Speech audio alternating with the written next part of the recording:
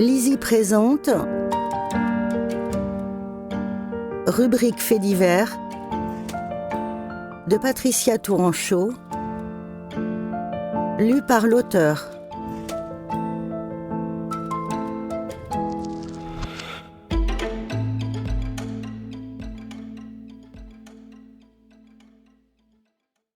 Édito.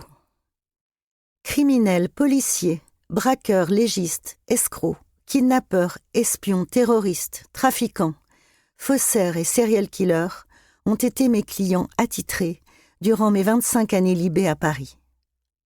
Assassinats, viols, écoutes, évasions, enlèvements, arnaques, corruption, hold-up et attentats ont été mes sujets dévolus de 1990 à 2015. Violents, menteurs, ripoux, jaloux, fourbes, retors, crapules, brutes, haineux, traîtres, redresseurs de tort, vicelards, magouilleurs et psychopathes ont peuplé les pages Société de Libération. Embauché le 1er novembre 1990 à la rédaction nationale du journal historique de Jean-Paul Sartre et Serge July comme rubricard de police du Canard, accrédité au ministère de l'Intérieur et dans les services de sécurité, il m'incombe de suivre les grandes enquêtes qui en dépendent.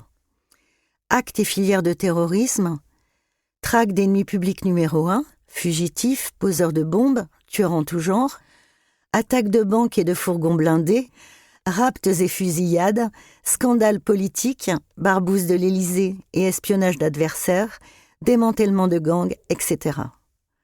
Mais, rare femme journaliste à ce poste, pour un quotidien catalogué gaucho, anti-flic et proto-lard, ce n'est pas une sinécure de s'immiscer dans la maison Poulaga et de tisser des liens avec les mecs de ces services très masculins, comme la brigade de répression du banditisme, la BRB, et l'anti-gang. Surtout quand je m'incruste en parallèle, armée d'un calepin et d'un stylo dans le milieu des voleurs, pour recueillir leur point de vue, les faire parler et glaner leurs secrets.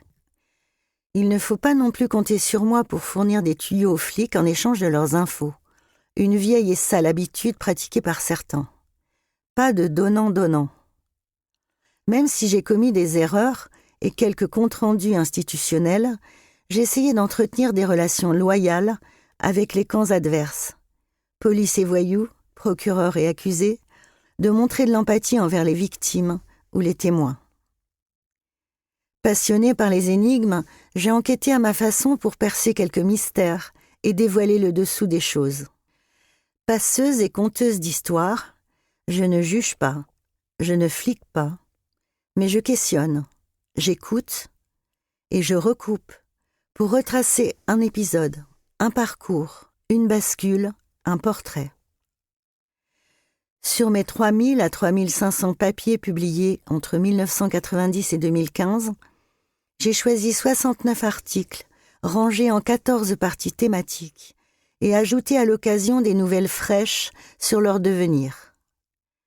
La plupart portent sur des affaires retentissantes qui ont marqué la France, et d'autres plus méconnues sur des destins hors du commun. Faits diversières revendiqués, j'ai essayé de traiter de la même manière les petits comme les grands, les brèves et les événements, à chaud en pleine actualité, en feuilleton à rebondissement, en chronique judiciaire ou en série d'été décalée. Comme c'est plongé chez les espions, au cœur de la grande truanderie ou à l'institut médico-légal.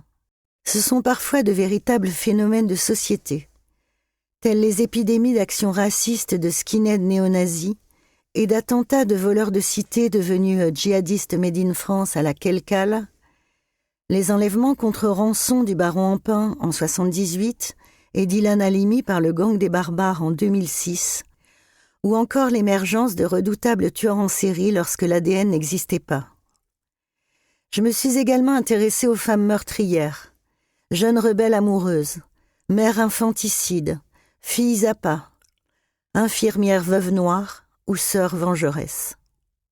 Attirée par les hors-la-loi, j'ai fréquenté des gars de la marge qui n'ont pas eu de chance, pour comprendre leur choix de ce turbin interdit, raconter leur coup d'éclat pour s'approprier de l'argent, ou parfois leur réinsertion dans cette société pas faite pour eux, et les décrire avec un poil d'humour.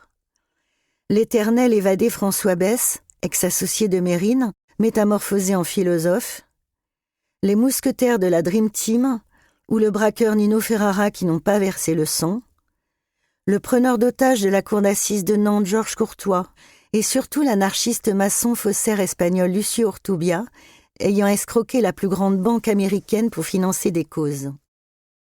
Habitué à fouiller les... Nous espérons que vous avez apprécié cet aperçu.